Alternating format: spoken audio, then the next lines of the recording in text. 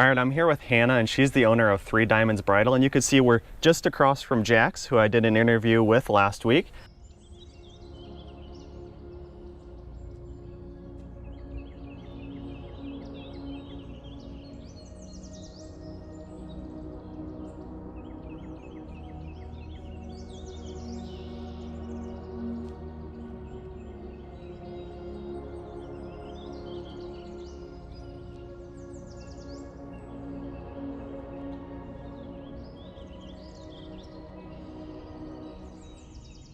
Hannah, how long have you been open here in Sanford? I know you kind of opened right before the COVID situation, so can you tell us a little bit about that? So I opened here December 6th, so just the end of 2019.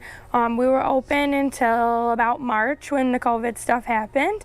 So then we had to close, and actually the day we were reopening from COVID was the day of the flood. So we had like our first appointments that day, and then we called them and canceled them. We're like, all right, we got some water coming. Yeah. I know you're one of the very first actual businesses here to open in Sanford, so that must be exciting. Yeah, it was really exciting. I mean, we were happy. We had a lot of help getting the renovations done and getting it put back together, but you know, I also feel like kind of a little bit of guilt and like sadness about it too, just because I can't wait to see other places reopen as well. And we got hit bad, but just being up a little higher, clearly we didn't get hit as bad as, you know, people really close to us. Mm-hmm. Can you kind of tell us about the day that the flooding actually happened? What were you doing when you heard the information and how the day progressed from there? Yeah, so I am a partial owner in another business in Sanford, so we were kind of going there like kind of normal just to see how the day would happen, and then as it kind of became very evident that it was really serious, we got down here right away. We brought guys from the landscape yard down here, and we just started hauling out wedding dresses. We didn't really know. We're like, is what we're doing, you know, worthwhile? Like, is this just gonna be silly? But I mean, obviously it was the right thing to do. And so we filled up the trailers with the wedding dresses, got as much as we could out.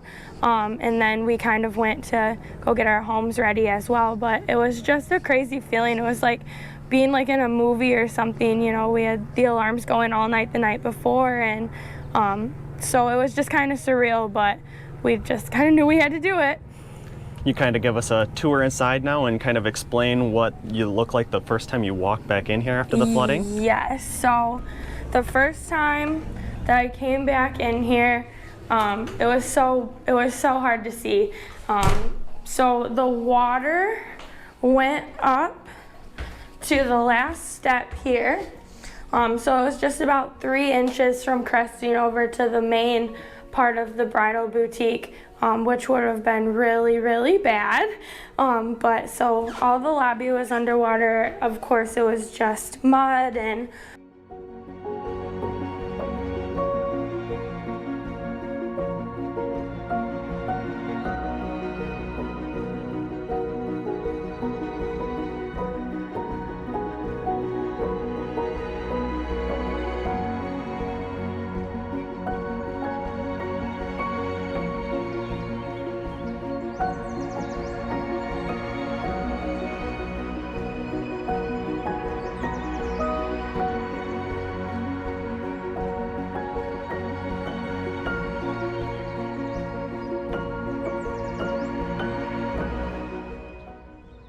everything was ruined, everything was tipped over, all the electronics, like everything was just a mess. And then I looked down, downstairs, and it was, you know, completely full of water.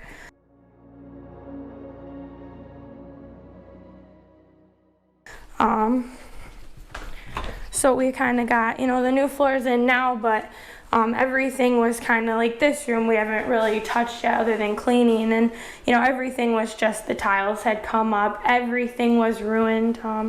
We had like prom, bridesmaid, homecoming dresses all down here, so we lost all those, like 500 kind of occasion dresses.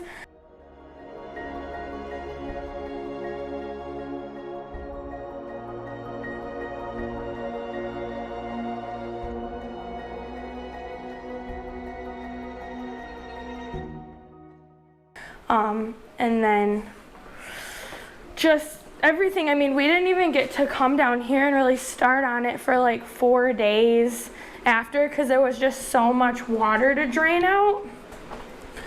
But as you come back here, this is where we've got Clarence Bridal now, as we've gotten it put back together. But this door here, actually, it was crazy. It had like split in half.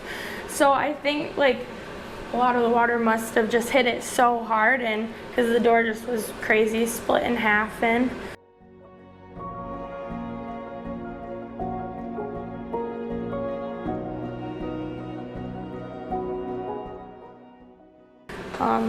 all of the furnace and hot water heater stuff all got ruined, and so some of the, you know, big ticket stuff down here. Yeah. But yeah, so that was kind of down here, and then the lobby. So did you not have time to get the dresses out that were down here then before the water started coming in? No, we didn't. We had to go get, and that's the thing that I like kick myself for, is I'm like, I wish I just would have been able to take those, even though like the trailer was full, like throw them up here at least, like, but we just ran out of time. We really just ran out of time and had to go get the other business ready, and our houses, like my parents, myself, we all lived in areas where we were like very likely to get flooded.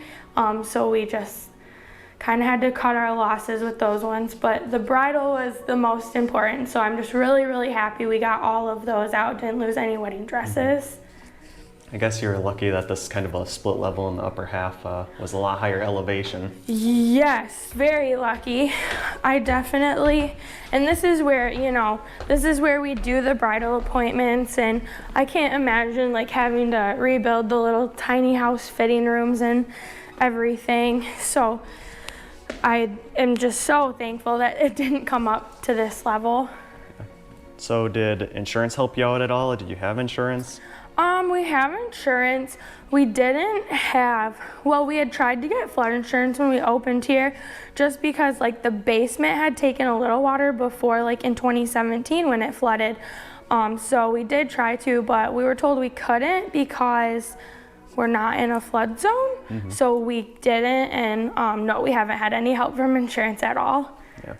What's the next plans from here? You got any renovations going on, or?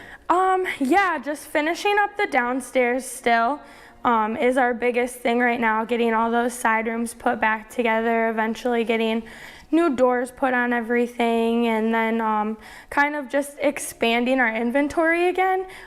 So right now we're running like strictly bridal, and then I have, you know, a smaller selection of bridesmaids dresses. So our future plans are just kind of to extend our inventory again, kind of make up for what we lost eventually. So I know you've been pretty busy getting these last minute brides in and the COVID situation right now. If people want to know how to book with you, I'll probably leave your Facebook page in the description down below, but also your contact information. Do you want to share that? Yeah, so if you're a bride looking to book an appointment, we do all of our appointments like one-on-one, so we won't let any other parties in the store at the same time. You or a group will have the whole place to yourself. We'll have fun. We'll do champagne toast and cupcakes, and it'll be very like say yes to the dress-ish.